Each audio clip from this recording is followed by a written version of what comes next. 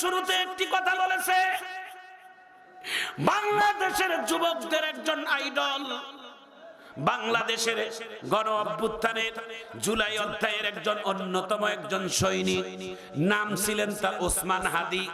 জীবনও কোনোদিন কারো কাছে মাথা নত করে নাই।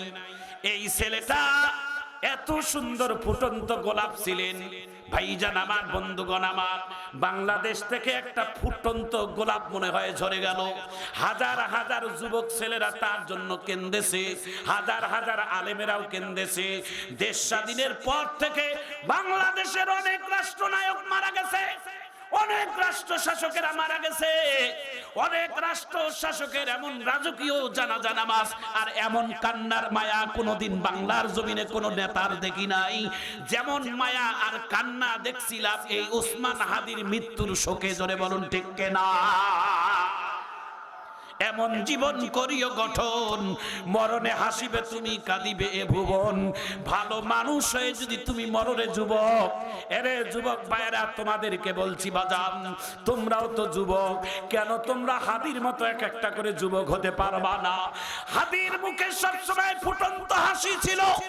আল্লাহু আকবার বলে। এই ছেলেটার গোটা দিলটার মধ্যে ইসলাম ভরা ছিল, নামাজিও ছিল, দিনদার ছিল। ভাইজান আমার, বন্ধুগণ আমার, কিছুদিন আগে বাংলাদেশে একজন আলেমের স্ত্রী ছিলেন যার নাম আবু তহা আদনান, একজন বক্তা। তার স্ত্রী লাইফের মধ্যে এসে সাংবাদিকদের সামনে স্বামীর বিরুদ্ধে কথা বলে খোলা মজলিসে স্বামীকে তালাক দিয়েছে। আমার ভাইজান আমার, বন্ধুগণ, অথচ তিনি একজন আলেমের স্ত্রী, নাম তার আবু তহা আদনান, তার স্ত্রীর নাম হচ্ছেন সাবিকুন নাহার। তিনি একজন আলেম বংশের মেয়ে। স্বামীর বিরুদ্ধে কথা বলার পরে, মিডিয়ায় কথা বলার পরে তিনি ইচ্ছা করে ডিগলারে স্বামীকে তালাক দিয়েছেন। আজকে বাংলাদেশের একই একজন যুবক যার নাম ওসমান হাদি, ছেলেটা শহীদ হয়ে গেছে। ক্যামেরার সামনে হাদির স্ত্রী কোনোদিন সামনে আসে না, স্বামীর লাশ দেখার জন্য এসেছে। কত সাংবাদিক তাকে প্রশ্ন করছিলেন হাদির স্ত্রীকে, কোন সাংবাদিকদের সামনে তিনি সাক্ষাৎকার দেয় নাই, মুখের কাপড় খুলে হাদির স্ত্রী কথা বলে নাই। আবু তহা আদনানের স্ত্রীও মহিলা, ওটাও একজন মহিলা, আর এই ওসমান হাদির স্ত্রীও এটাও একজন মহিলা। দুইজন মহিলার মধ্যে কেমন তফাৎ দেখেন। একজন স্বামী হারাই গেল, স্বামী হারানোর বেদনা নিয়া, বুকে ব্যথা দিয়া, এত কষ্ট, এত বেদনা, তারপরও সাংবাদিকের সামনে খোলা মেলায় শরীরে আসে নাই। অথচ জেনারেল পড়ুয়া একজন মহিলা ছিলেন তিনি। অথচ সাবিকুন নাহার, আবু তহা আদনানের স্ত্রী, একজন আলেমা, তিনি একজন আলেমের স্ত্রী। অথচ তার মধ্যে কেমন সততা নেই, তার মধ্যে কেমন সততা। এমন জীবন করিও গঠন, মরণে হাসিবে তুমি, কাঁদিবে এ ভুবন।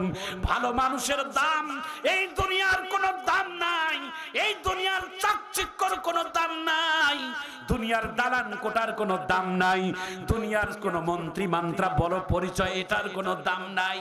ভাইজা, এক্ষণে যদি চেয়ারম্যান মারা যায়, তার যেই কাপড়ের রং, আমি মারা গেলে আমারও কাফনের কাপড় হবে সেই সাদা রং। ওনার জন্য যতটুকু কাফনের কাপড়, আমার জন্য ততটুকু কাফনের কাপড়। ওনার জন্য যতটুকু কবরের মাটি বরাদ্দ, আমারও জন্য ততটুকু বরাদ্দ। কোনো কম বেশি হবে না। একটু চিৎকার দিয়ে জোরে বলুন ঠিক কিনা? আরো জোরে বলুন ঠিক কিনা? এরে যুবক ভাইয়েরা আমার, বন্ধুরা আমার, আজকে ওসমান হাদি দুনিয়ার থেকে চলে গেছে। বাংলাদেশের বিদ্রোহী কবি কাজী নজরুল ইসলাম, তিনি আমাদের বাংলাদেশের একজন গর্ব। মারহাবা কর, আরো জোরে কর মারহাবা। ওসমান, এই আমাদের কাজী নজরুল ইসলামের কবরের পাশে ওসমান হাদির কবর হয়েছে। ভাইজান আমার, বন্ধুরা আমার, বাংলাদেশের একজন জাতীয় কবি যার নাম কাজী নজরুল ইসলাম, তার একটা কবিতা আজও হৃদয়ের মধ্যে ভাসে।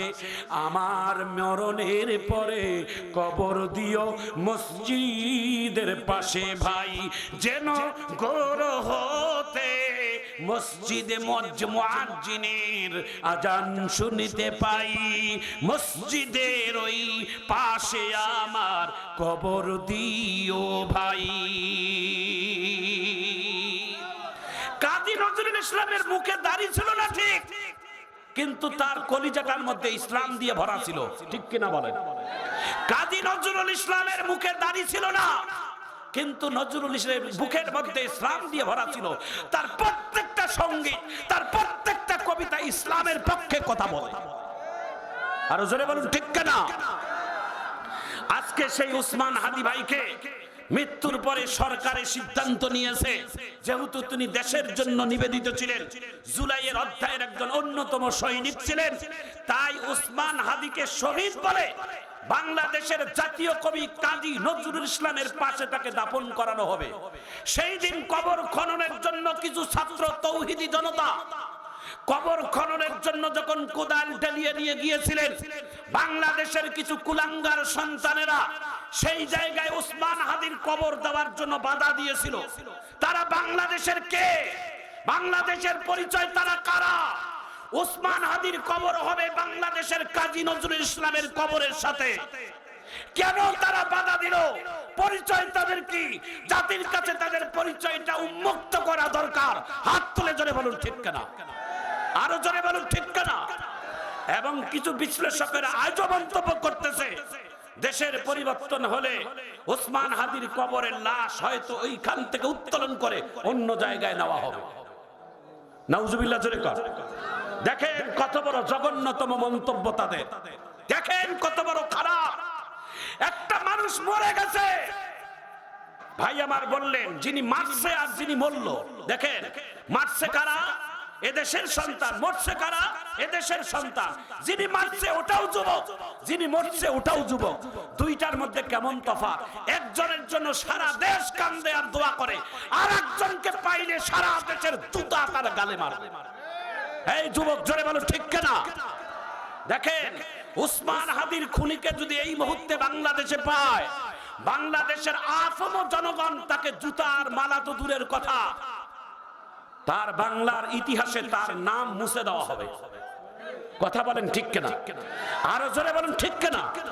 আর একজন ছেলে, তার নাম উসমান হাদী। দেখেন ছেলেটা মারা গেছে, আহা, তার মৃত্যুর লাশটা একবার দেখার জন্য তার মুখটা কত হাজার হাজার মানুষ, কত হাজার হাজার আলেম, কত হাজার হাজার মুক্তিযোদ্ধা, কত হাজার হাজার যুবকেরা কেঁদেছে। আজও উসমান হাদীর কবর থেকে অনেক যুবকেরা যায় না।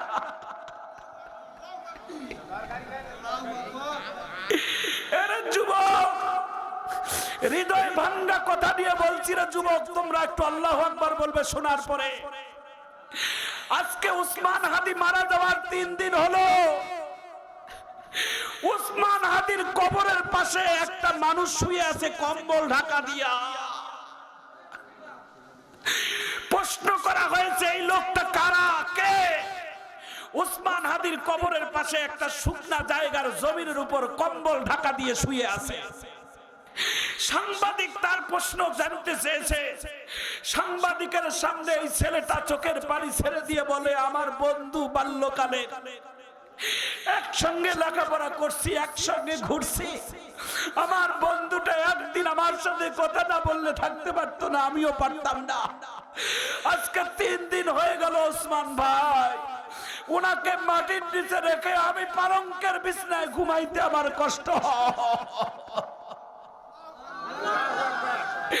আরে যুবক, তোদের কাছে আমি জানিয়ে দিতে চাই, উসমান হাদীর স্মৃতিটা আমাদের বাংলাদেশের যিনি প্রধান উপদেষ্টা ডক্টর ইউনূস বাপের বেটা, নামাজে জানা যায় লম্বা একটা কিস্তি টুপি পরে তিনি জাতির উদ্দেশ্যে বক্তব্য দিয়েছিলেন, ওসমান হাদী, আমরা তোমাকে বিদায় দেওয়ার জন্য এখানে আসি নাই, আমরা এখানে জানাজা নামাজে এসেছি তোমার কথাগুলো বাস্তবায়ন করার জন্য। জোরে বলুন ঠিক কিনা? আরো জোরে বলুন ঠিক কিনা? প্রিয় ভাইয়েরা আমার, প্রিয় বন্ধুরা আমার, উসমান হাদী, আজকে উসমান হাদী এই ওসমান হাদি একটা অন্যতম বীরের নাম। ওসমান হাদি বাংলাদেশের একজন সৈনিকের নাম। ওসমান হাদি বাংলাদেশের একজন শহীদের নাম। একটু চিৎকার দিয়ে জোরে বলেন আল্লাহু আকবার, আরো জোরে বলেন আল্লাহু আকবার। সুতরাং ওসমান হাদির কবর নিয়ে, ওসমান হাদির মৃত্যু নিয়ে তোমরা ষড়যন্ত্র করিও না। ওসমান হাদির মৃত্যু নিয়ে, কবর নিয়ে যদি তোমরা ষড়যন্ত্র করো, কি হয়েছে? ওটা আমার কানে, আমাকে একবার দিছেন তো, শোনেন এদিকে এসে, ওটা আমার কানে আছে, ওটা আমারে দিয়েছেন, ওটা আমি জানি। আমারে এইখানে ডিস্টার্ব দিয়েন না, হ্যাঁ? আবার আমরা সব কিছু নিয়ন্ত্রণ করব ইনশাআল্লাহ। আরো জোরে বলেন ইনশাআল্লাহ, জোরে বলেন ইনশাআল্লাহ। সুতরাং আপনারা এগুলো নিয়ে মন্তব্য করবেন না। ওসমান হাদির কথা বলায় কি আপনারা কষ্ট পাচ্ছেন? জোরে যুবকেরা জোরে বলেন, কষ্ট পাচ্ছেন? বাংলাদেশের তৌহিদি যুবক, তোমরা প্রস্তুত নাও। এই যুব সমাজ, তোমরা প্রস্তুত নাও। আগামী দেশ আল্লাহ চাইলে তোমাদের কাঁধে আসবে। এই রাষ্ট্র কারো নয়, ব্যক্তিগত কারো নয়, এই রাষ্ট্র আমাদের সকলের। এই রাষ্ট্র পরিচালনা আমরা জনগণেরাই করব। এই রাষ্ট্রের মধ্যে যারা সন্ত্রাসী করবে, যারা বোমাবাজি করবে, যারা রাষ্ট্রকে চাঁদাবাজি বানাবে, আমরা এই দেশের যুবকেরা প্রতিবাদ জানাবো। কারা কারা একমত হাত তুলে আল্লাহু আকবার বলে দেখা।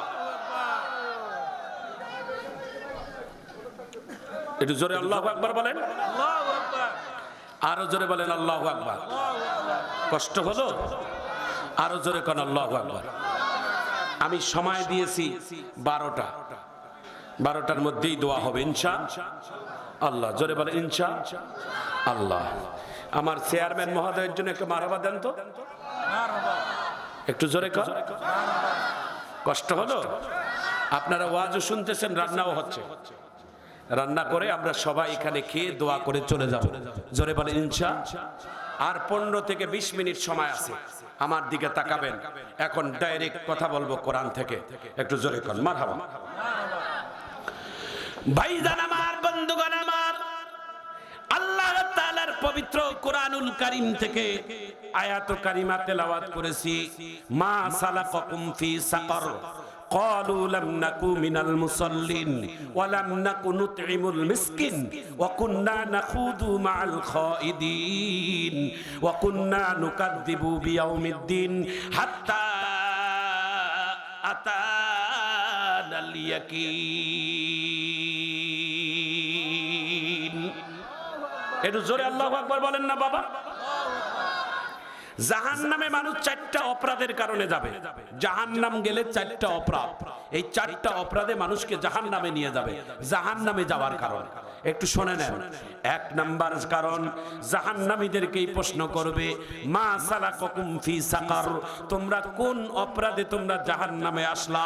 জাহান্নামীরা বলবে 1 নাম্বার কারণ হলো ক্বালু লাম নাকু মিনাল মুসাল্লিন, দুনিয়াতে নামাজের ওয়াক্ত হয়েছে, আযান হয়েছে, আযান কানে আসছে, কিন্তু আমরা নামাজে যাই নাই। এটাই হলো প্রধান কারণ জাহান্নামে যাওয়ার। এই জন্য যুবক ভাইয়েরা আমার, পদ্মার আড়ালের মা, জীবনের যত কাজ আছে, জীবনের যত কাজ আছে, সব থেকে আমার জীবনের 1 নাম্বার কাজের নাম হলো নামাজ। 1 নাম্বার কাজের নাম কি? একটু জোরে বলেন কি নাম? নামাজ আছে যেখানে, আমরাও সেখানে। নামাজ নাই যেখানে, যে জন নামাজ পড়ে না সে তো শয়তানের নানা, ঠিক না? যে জন নামাজ পড়েনি সে তো শয়তানের নানি। বেজার হচ্ছে নাকি? একটু ঠিক বেঠিক বলেন যুবক ভাইয়েরা। এই যুবকেরা, তোমরা কি কথা বলবা না? শোনা, একটু ঠিক বেঠিক বলেন, তাহলে ওয়াজে মজা পাবেন, মজা পাবেন। বলেন বলেন। যে জন নামাজ পড়ে না সে তো শয়তানের নানা, যে জন নামাজ পড়েনি সে তো শয়তানের নানি। এবার আসুক কবরে মজা দেখাবে, এবার আসুক কবরে ঘুতা খাবে। যে জন নামাজ পড়ে না সে তো শয়তানের নানা, যে জন নামাজ পড়েনি সে তো শয়তানের ডাবল নানি। জোরে বলো ঠিক কিনা? নামাজ যার জান্নাত তার, নামাজ নাই যার জাহান্নাম তার। হজ করলেন নামাজ পড়বেন না, যাকাত দিলেন নামাজ পড়বেন না, দান করবেন নামাজ পড়বেন না, রাস্তাঘাট বানাবেন নামাজ পড়বেন না, রাজনীতি করবেন নামাজ পড়বেন না, ব্যবসা করবেন নামাজ পড়বেন না, 4 পয়সাও তোমার কাজের মূল্য না। কথা কোন ঠিক কিনা? আমি জানি আমার ওয়াজগুলোতে সবাইকে ভালো লাগতেছে না, কিন্তু না লাগলেও আমাকে বলা লাগবে, কারণ আমাকে হক কথা বলতে হবে। হক কথায় যদি আমি ঢেকে রাখি তাহলে আমার জিহ্বাকে আল্লাহ তাআলা কেটে দিবে। কথা কোন ঠিক কিনা? তাহলে আপনার কারণে আমার জিহ্বা আমি কাটতে চাই, একটু জোরে বলেন। এখন যদি কেউ আমাকে কান পরা দেয়, আমি কারো কথা শুনবো না, আমাকে কোরআনের কথা বলতেই হবে। একটু জোরে বলেন ঠিক কিনা? মসজিদের সভাপতি সুদখোর, আপনাদের না, তাই বলে এটা মনে করেন মসজিদের সভাপতি সুদখোর। ইমামের বেতন প্রায় 80% বেতন ওই সভাপতি দেয়, বুঝেন? এখন ইমাম সাহেবকে বলছে, ইমাম সাহেব সব বিষয়ে আলোচনা করবে, পরকাল করেন, নামাজ করেন, হজ করেন, তওবা করেন, কিন্তু সুদের আলোচনা করিয়েন না। কিরে ভাই তুই মাফলারটা দিছিস কেন মুখটা? তো কি সুন্দর চেহারা, একটু মারহাবা কর। এ ভাই আপনারা একটু ঠিক বেঠিক কর না। ইমাম সাহেব সুদের বিরুদ্ধে কথা বললে আমি 80% বেতন আপনাকে দেই, তাহলে আমি কিন্তু আপনাকে বেতন দেব না। ইমাম সাহেব কয় সর্বনাশ, 10,000 টাকা বেতন পাই, যদি সুদের বক্তব্য দেই আমার এই সভাপতি বেতন দিবে না, আমার চাকরি বাঁচা ফরজ। ইমান কি হয়? ওই ইমামের পিছনে নামাজ হবে না মুসল্লিদের, জোরে বলুন ঠিক কিনা?